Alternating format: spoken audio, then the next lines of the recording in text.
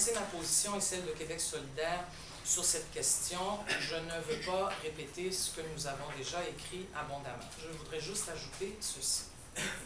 La plupart des personnes qui débattent de cette question, pas tout le monde, la plupart, je dis bien, n'ont en tête, en fait, que le voile islamique. Si on veut faire un débat de fond, il va bien falloir spécifier que par signe religieux, nous entendons aussi bien une croix qu'une kippa ou qu'un voile islamique. C'est ce qu'avance d'ailleurs avec cohérence le mouvement laïque québécois. Mais je mets ma main au feu que plusieurs représentantes et représentants de la majorité francophone et de tradition catholique, si l'on dit interdiction de tout signe ostentatoire religieux pour tout le monde, auront alors des réticences et même des récriminations. Ils invoqueront la culture majoritaire et l'histoire pour invoquer qu'une croix devrait être acceptable pour une personne employée par l'État. D'autre part, si l'on rejette le port de signes ostentatoires, il va falloir déterminer ce qui est ostentatoire. Je soupçonne que ça ne sera pas si simple. En deuxième lieu, peut-être plus délicat encore, mais j'ose le poser, je m'interroge sur ce que nous appelons la neutralité des agentes et agents de l'État. Le sens commun nous indique que cette personne doit offrir un service déterminé par son employeur qui est l'État dans la plus complète neutralité politique ou religieuse. Donc, on ne donne pas son point de vue dans le cadre du service offert, on ne favorise aucune religion ou parti politique. Ça semble tomber sous le sens, et pourtant, quel professeur n'a jamais orienté la matière qu'il ou elle doit livrer en classe sur la base de ses conceptions personnelles? Quelle infirmière n'a jamais exprimé la moindre opinion dans son milieu de travail? Serait-il si difficile de trouver des fonctionnaires qui livrent prudemment un point de vue dans le cadre de leur travail? J'en ai moi-même rencontré dans le cadre de mes anciennes fonctions.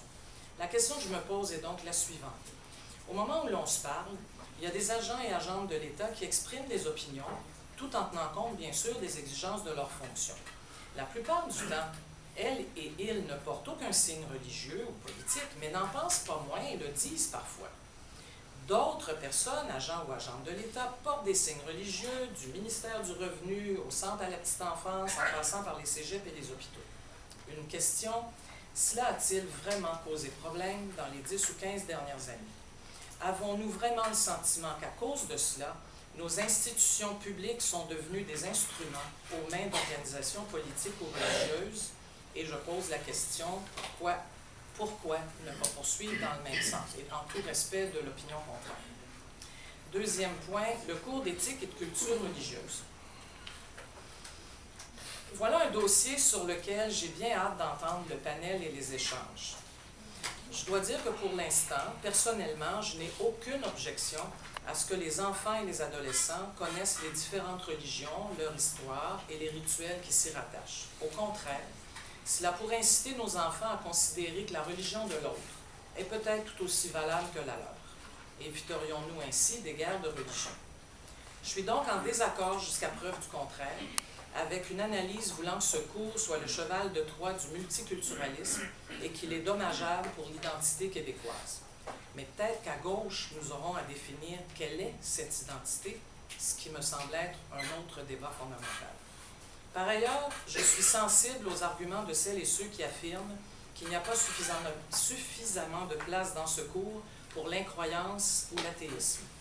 Je me demande aussi si les connaissances devant être apprises par nos enfants sur les religions ne pourraient pas être incorporées tout simplement dans des cours d'histoire et de géographie, ce qu'au secondaire on appelle maintenant le cours de citoyenneté. On pourra en profiter d'ailleurs pour faire une plus grande place à l'histoire dans le programme scolaire de nos enfants. Une autre question. A-t-on vraiment besoin de 11 années scolaires pour être au courant des faits religieux au Québec et dans d'autres sociétés?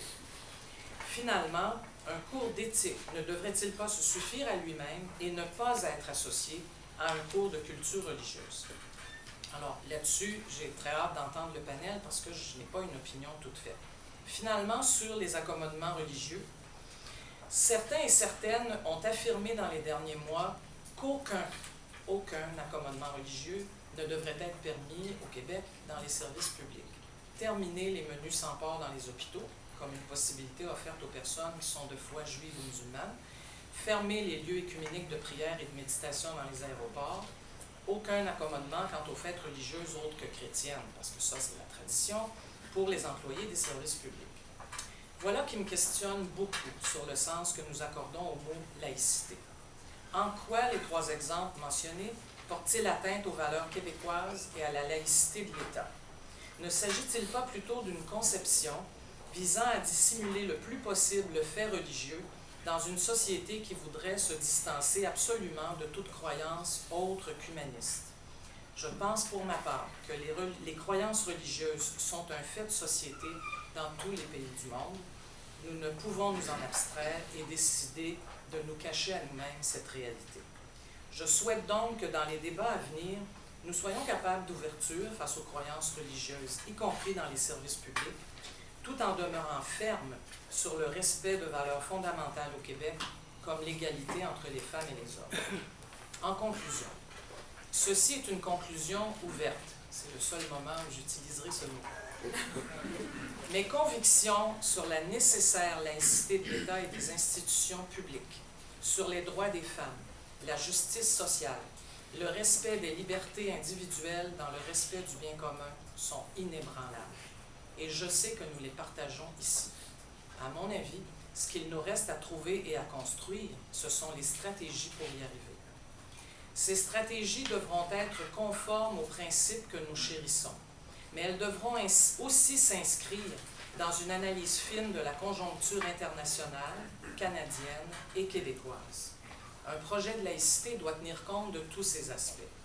Comment ne pas oublier, en effet, que plusieurs pays sont aux prises avec la montée d'une droite religieuse et politique qui opprime d'abord et avant tout les femmes. On parle souvent du Moyen-Orient avec raison, mais plus près de nous, la droite religieuse états-unienne, forte de ses milliards de dollars et des médias qu'elle contrôle, pèse de tout son poids sur le gouvernement Obama. Plus proche encore, la droite religieuse canadienne s'acharne à faire reculer les femmes sur plusieurs questions, y compris leur fonction reproductive. Le Québec ne sera pas épargné par ces assauts, puisqu'il ne l'est jamais. Cependant, ce qui me donne confiance et espoir, c'est que nous avons ici, je crois, une majorité populaire au sens du peuple et un mouvement des femmes qui s'objectent fermement à l'intrusion d'une droite religieuse organisée dans la sphère politique. Alors, moi j'ai confiance. La gauche a donc le devoir d'exiger ce débat public si nécessaire sur la laïcité, débat qui doit se terminer par un texte sous forme de charte, constitution, loi. Là-dessus, je voudrais entendre des arguments. Mais on a aussi à gauche le devoir de proposer des idées pour s'assurer que l'État québécois demeure celui de tous les Québécois, de toutes les Québécoises, qu'ils et elles soient athées, agnostiques ou croyants. Merci.